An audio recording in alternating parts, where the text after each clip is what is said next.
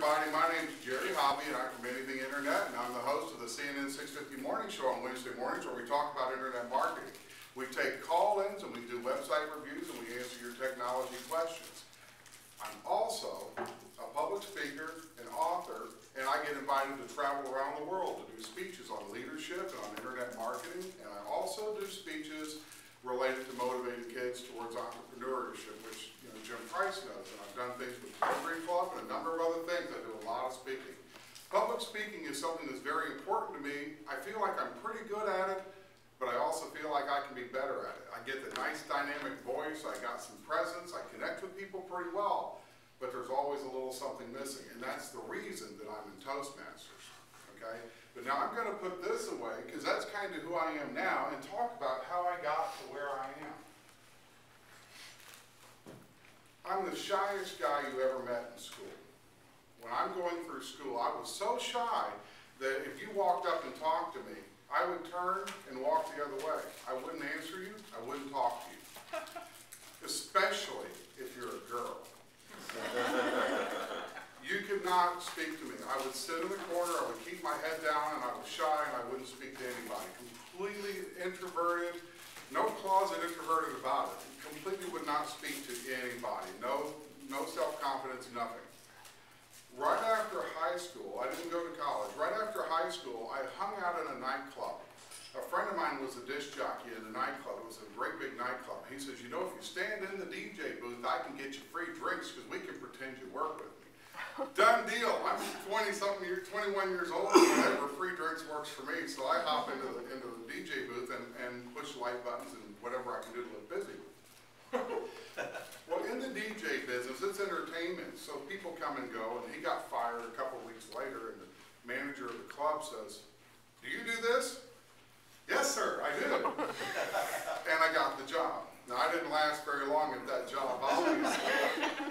But the interesting part about it is I was still this introverted, super shy guy, and I didn't want to speak on the microphone or do anything crazy like that. It was tough enough just to play records.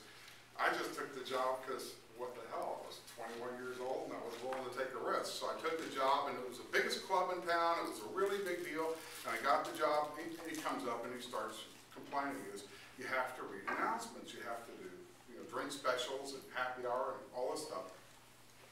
Well, I didn't really want to do that. I'm introverted, I'm shy, and all that. So I found a solution to the problem.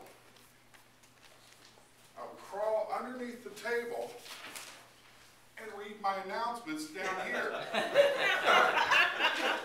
then I would get back up and play records. I don't know if you got that on the tape, but I did that for like 3 years or something, and that's what I did as a DJ. Now that job only lasted 2 weeks, but from then I went from club to club saying, well, I used to work over here, and I always got the job because it was such a great club that I traded on that for a long time. So that's what public speaking was like for me. And I also spoke in this really high voice that everybody used to criticize because of the anxiety related to it. The next time I ever spoke in front of somebody is I was doing computer programming. I worked for EDS, and we were doing this really cool project for Continental Airlines with this really new technology. And this guy's doing a seminar in his own business about this technology, and we were right there helping to test in his building. And he said, would you mind answering a few questions for some people about this technology? And I said, sure. He walks me out to a stage with 300 people on stage in the audience. I was so anxious there that I basically went blind. I couldn't see anybody. And the only thing in my head was, all I know about public speaking is you're supposed to look at different people. So I just stood there and I did this and I talked, and I have no idea what I said, and I just did this until I was done. And I don't know if I did good or didn't do good, but I was just horribly anxious. My next event with public speaking was right here for my icebreaker. And when I came here for my icebreaker, I sat right here and I refused to go up because I thought I was going to throw up. I was so anxious speaking in front of the group. I declined. I turned down my speech. Even though I was on schedule, I'm right here. No, I'm not doing it. I'm not doing it. I'm not going up. I'm not giving my first speech. It isn't going to happen. Next week or whenever it was, they let me come up again. I got up and I did it. It's 4 minutes or whatever just to talk about yourself. How hard can that be? But this was not going to happen because I'm so shy. So I did it.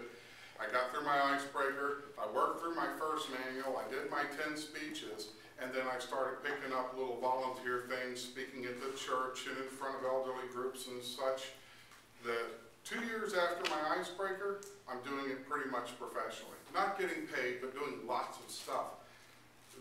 I did a speech for some business organization, and a guy in the audience was a radio show producer. And I had talked to him once before. He goes, "You can't do technology on the radio. Nobody wants to hear it. It doesn't translate well over the radio. You can't do a geek show." But he heard me speak. He heard the audience engaged. He heard them laughing and raising their hands and asking questions. And he came back and says, "You've got to do a radio show with me." He put me on for a few short segments and says, "You got to do a full-time show." And now I do it 1 hour a week. And now he's talking to me about doing an hour a day and building a bigger program. Right now, my radio show, as far as I know, is the most popular morning technology show in the country.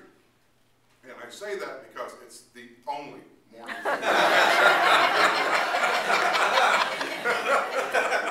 But just to wrap all that up, I really owe coming out of my shell the Toastmaster, so notice the segue here.